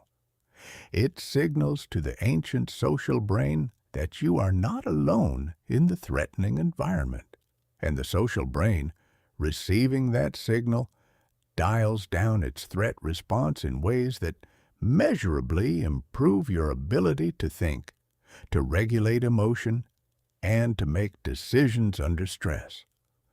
Building an unbreakable support system starts with honest assessment of what you currently have. Not the quantity of your relationships, but the quality. 500 acquaintances provide far less resilience than 3 people who know you fully and remain present with all of it. Not just the polished version, not just the highlights, all of it. The fears, the failures, the doubts, the ambitions you are almost embarrassed to say out loud. The relationships that build genuine resilience are the ones in which you do not have to perform. The ones where you are permitted, encouraged to be exactly as you are. Those relationships are rare. They require significant investment, and they are worth more to your long-term mental strength than almost anything else you could build. Equally critical is clarity about the relationships that are undermining you. Every person in your life is either contributing to your capacity for growth or diminishing it. This is not a judgment of their worth as a human being. It is an honest accounting of the effect their presence has on your nervous system, your self-belief, and your ability to operate at your best. The people who consistently leave you feeling smaller after interactions, who meet your ambitions with veiled skepticism, who respond to your vulnerability with judgment, who compete with your growth rather than celebrating it. Those people are not neutral presences, they are costs. And the mentally unbreakable manage those costs with the same clear-eyed pragmatism they bring to every other area of their lives. This does not always mean cutting people off entirely, but it means being deliberate about the level of access different people are granted to your inner world, and reserving the deepest access for those who have demonstrated they can be trusted with it. The third dimension is mentorship, the deliberate cultivation of relationships with people who are further down the road you are walking. The value of mentorship is not primarily informational. You can find information anywhere. The value is proximity. When you spend significant time with someone who has already developed the capacities you are building, who has already navigated the failures you are afraid of, something happens in your brain that information alone cannot produce. Mirror neurons activate. Your nervous system begins to mirror the patterns of the person you are with. You absorb not just their knowledge, but their way of being, their steadiness, their relationship with pressure, their quality of attention. You are not just learning from them. You are, at the neurological level, becoming like them. And finally, building an unbreakable support system requires that you develop the ability to ask for help. For many people, especially those who have built their identity around self-sufficiency and competence, this is one of the hardest things in this entire audiobook. Because asking for help means admitting a gap, a limitation, an area where you are not yet enough. And if your sense of worth depends on always being enough, always having the answer, always managing independently, then asking for help feels like an existential exposure. That fear is understandable. And it is entirely backwards. The person who asks for help skillfully, who knows what they need, who knows who can provide it, and who asks without excessive apology or performance of unworthiness, is not displaying weakness. They are displaying the kind of self-knowledge, relational intelligence, and practical wisdom that only genuine strength can produce. The mentally unbreakable ask for help early, before the need becomes desperate. Because they understand that getting the right support at the right time is not a compromise of their strength. It is one of its most powerful expressions. Chapter 13. The Long Game, the Hard Truth, and the Person You Are Becoming. We live in a world that has declared war on waiting. Everything around you has been optimized for speed. The answer arrives before the question is fully formed. The package shows up before you have decided whether you actually needed it. The next episode begins before the credits of the last one have finished rolling. There is no gap, no pause, no silence between wanting something and having it. And this relentless optimization of immediacy is doing something to you that you may not have noticed yet. It is rewiring your expectations at the deepest level.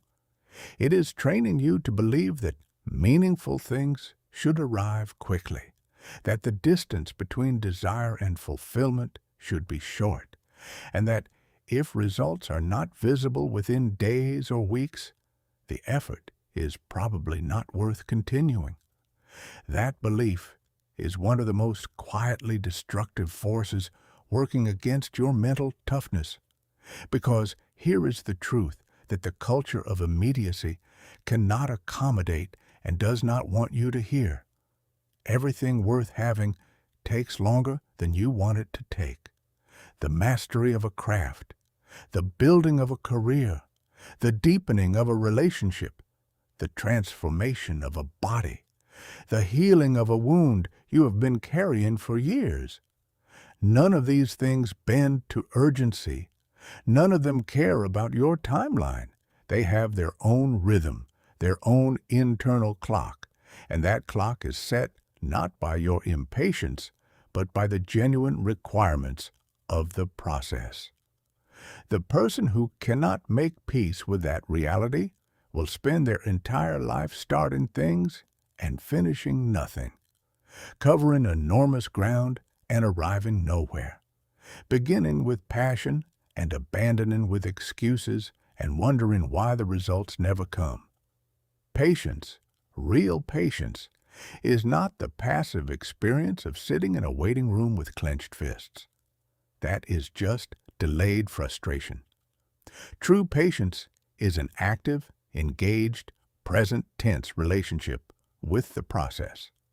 It is the ability to invest fully in today's work without being destabilized by the gap between where you are and where you intend to be. It requires trust that the process is working even when the evidence is not yet visible. And it requires a relationship with uncertainty that most people never develop because they have spent their entire lives trying to eliminate uncertainty rather than learning to coexist with it. Your brain makes this harder than it needs to be. The dopamine system is heavily biased toward the present. Immediate rewards produce stronger neurochemical responses than delayed rewards of equal or even greater value. This is why the dessert in front of you feels more compelling than the health you say you want. It is why the scroll through your phone feels more urgent than the deep work you know would change your life. The pull toward the immediate is not a failure of character. It is a feature of the hardware. And overriding it requires the same prefrontal cortex strengthening that every practice in this audiobook has been building. One of the most powerful antidotes to impatience is what I would call process love, a genuine appreciation for the work itself, independent of the results it produces. The person who only values their work for its outcomes is a hostage to those outcomes. Good result, good day. No visible result, bad day. Their entire emotional stability is outsourced to something they cannot control. The person who has learned to find real satisfaction in the act of doing the work, in the precision of the practice, in the small improvements that only they can see, in the feeling of honest effort regardless of what it yields, is free. Free to keep going when the results are slow. Free to stay committed when nobody is watching. Free to play the long game, which is the only game that produces anything lasting. And the long game requires a specific kind of courage that is rarely celebrated. The courage of consistency without recognition. Nobody applauds the 1,000th day of the habit. Nobody throws a parade for the 10,000th repetition. The compound interest of daily discipline accumulates in private, invisible to everyone, often including you. And continuing to invest when no one is clapping, when there is no external confirmation that the effort is registering, requires a depth of internal validation that most people have never built. The mentally unbreakable have learned to be their own witness, to honor their own consistency, to draw their sense of progress from their own honest accounting rather than from the applause of a crowd that is not paying attention. Adversity is not what happens to you. It is what builds you. The most important question you will ever ask about a hard period in your life is not, "Why did this happen to me?" That question leads only to victimhood, to resentment, to a permanent position of being acted upon by a universe that does not care. The question that changes everything is, what is this making me?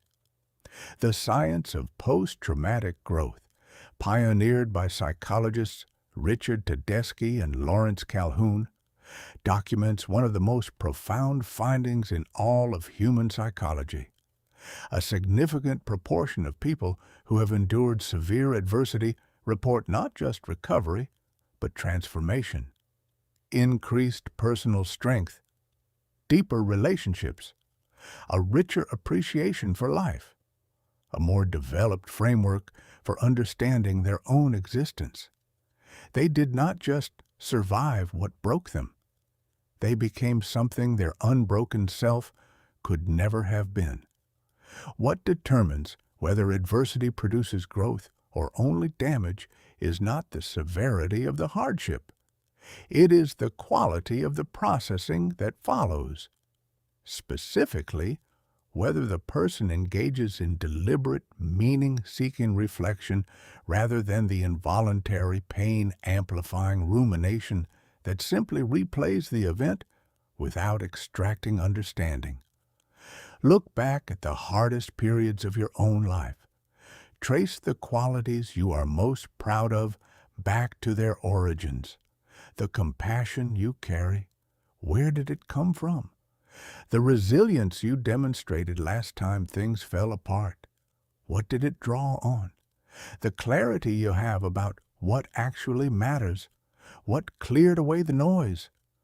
Almost always, those qualities are rooted not in the easy seasons, but in the moments when life demanded something from you that you were not sure you had, and you found it because you had no other choice. That is the architecture of character, and it is built exclusively through the willingness to remain engaged with hard things long enough for them to do their work. This is how you live it. Every single day, everything in this audiobook converges here, not in a conclusion, because a conclusion implies an ending, and this does not end. It is a daily practice, a way of inhabiting your life. And it looks like this. You wake with intention. Before the phone, before the noise, you decide who you are going to be today, not what you are going to accomplish, who you are going to be. You move your body because the body and mind are one system, and you have stopped pretending otherwise. You do something hard on purpose, something small, something real, something that costs you a measure of comfort and earns you a measure of proof that you are the kind of person who does not run from difficulty. You protect your attention like the irreplaceable resource it is. You monitor the voice in your head without obeying it. You invest in the relationships that hold you steady. You process what happens to you with honesty rather than avoidance. And you renew your commitment to the long game, reminding yourself why the discomfort, the discipline, and the daily difficulty of choosing growth over ease is worth it. There will be days when none of this feels meaningful, days when the morning ritual feels mechanical, when the hard thing feels pointless, when the inner critic sounds more convincing than usual, when the long game seems impossibly long and the unbreakable version of you feels further away than ever. On those days, and they will come, the only thing that carries you forward is the depth of your decision, not the feeling of commitment, the decision of it, because feelings come and go. Decisions, real ones, hold the line when feelings desert you. This is the secret that was promised at the beginning. There is no secret. There is no single revelation, no hidden technique, no magic moment of transformation. There is only the daily, unglamorous, profoundly powerful practice of choosing to be the person you are capable of being in the face of every internal and external force that would prefer you to choose comfort, safety, smallness, and ease. The mentally unbreakable are not people for whom this choice is easy. They are people who make it anyway, every single day, regardless of how it feels. That is not a superpower. That is a decision, and it is available to you right now in the very next choice you make. Make it the right one, and then make the next one, and then the one after that. That is how an unbreakable mind is built. Not in one shining moment, but in 10,000 ordinary ones where you chose to keep going when everything in you wanted to stop. You have everything you need. Now go build it.